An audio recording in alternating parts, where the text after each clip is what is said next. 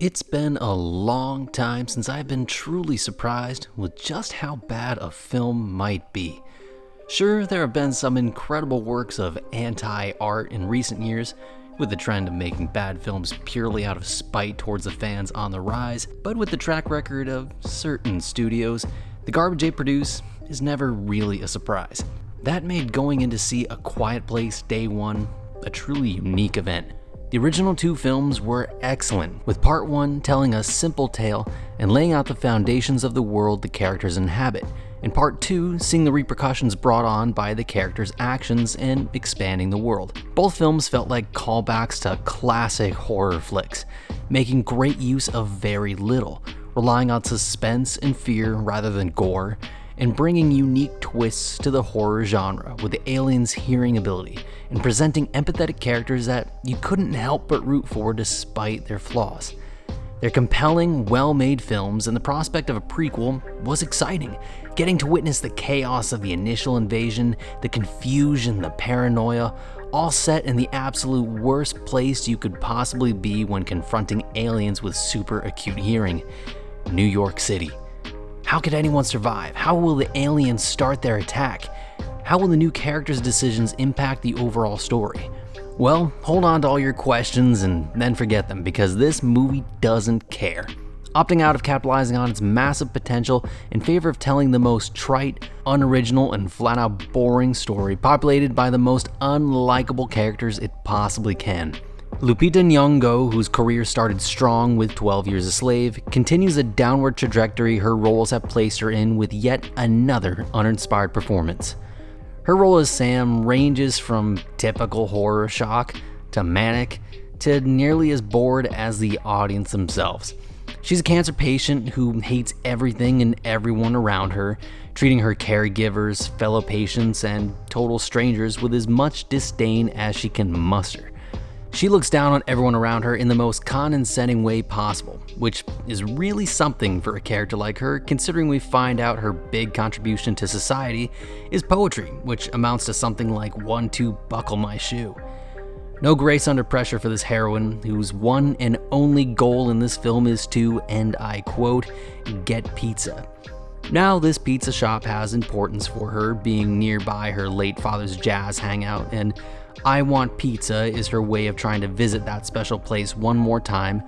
But amidst the world-ending crisis of an alien invasion, one might think that there would then be a priority shift, and endangering the lives of others to go look at Dad's old bar just is about the dumbest thing writer-director Michael Sarnowski could have come up with. He essentially yanks the plot of his directorial debut, Pig, and throws it right into the Quiet Place universe. Along with her character motivation, her strength levels are nonsensical, which vary so widely that she must be a Marvel character. One minute she's barely able to walk, the next she's out running and outmaneuvering aliens. Joining Sam on her quest to get pizza is her cat, Frodo. First off, how dare you drag the name of one of fiction's best characters into your garbage movie just to make a sloppy and unearned comparison.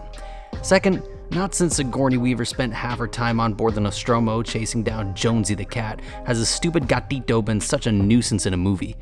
Every time that dumb thing ran away, the audience at my local theater collectively groaned. Rounding out the unholy trifecta of stupidity is Joseph Quinn's Eric. Eric joins Bizarro World Frodo and Sam on their quest to find pizza. How does he join in their quest? Well, he just starts following them around, not saying a word until Sam confronts him. He suffers from anxiety and panic attacks that put him in dangerous situations, and the whole thing feels forced. Great directors have taken the concept of anxiety-ridden characters faltering in their resolve at crucial times and used it to great effect.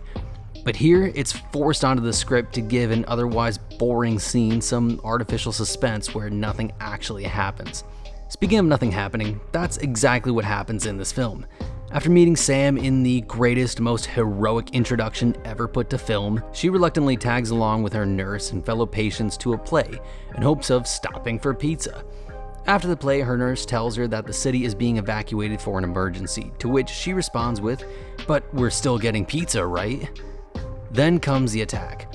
The New York attack lasts a grand total of 3 minutes 30 seconds from start to finish, during which you don't actually see any monsters, or New York for that matter, but just follow along Sam in a series of dank, muddy handheld shots and a cloud of dust as a few people disappear. That's it. New York City, one of the loudest and most congested cities in America, plagued with hearing-sensitive monsters. The dramatic possibilities are endless.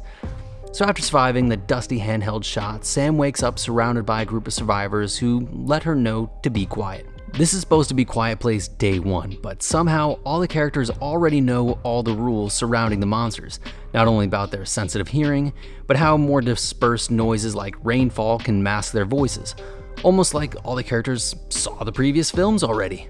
Speaking of characters from the previous films, this is where Jaimnon Zhu makes his cameo. I've been a fan of this guy since Gladiator.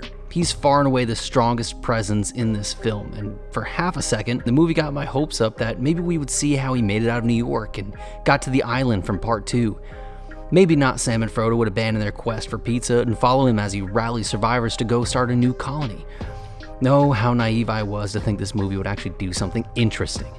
A power generator magically turns on and Sam's caregiver goes to power it off. The noise of this would surely attract one of the aliens. However, he's safe until his shirt rips. That's the kind of noise that aliens are attracted to, apparently. Sam leaves the survivors and walks out into a giant herd of people shuffling along to board a ferry immediately after the monsters rush by. Then, surprise, surprise, the monsters attack, where in the aftermath, she gets stalked by Eric, who decides he also wants pizza. They go back to her place where Eric finds her poetry and reads it aloud. It being so bad it makes them both scream.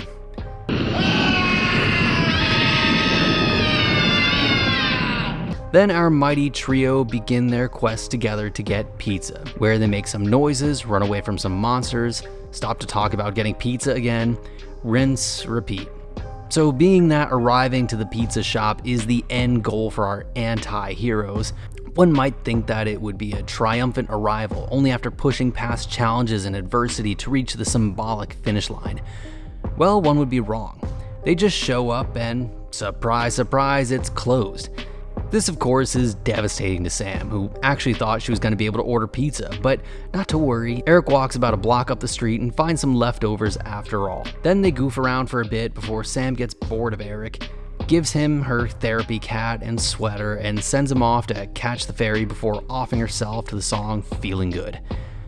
What an absolute mess of a film, not only from a story and character perspective, but even visually. Horror films are typically some of the most interesting films to watch from a visual perspective, allowing the filmmakers to enhance the mood and tension through exaggerated lighting techniques and offbeat camera angles.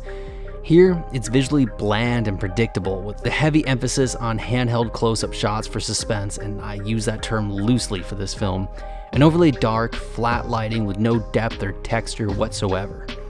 With the backdrop of a crumbling and half-abandoned New York City, this could have been the best looking of the three films, but thanks to a complete lack of vision, this film turned into the worst.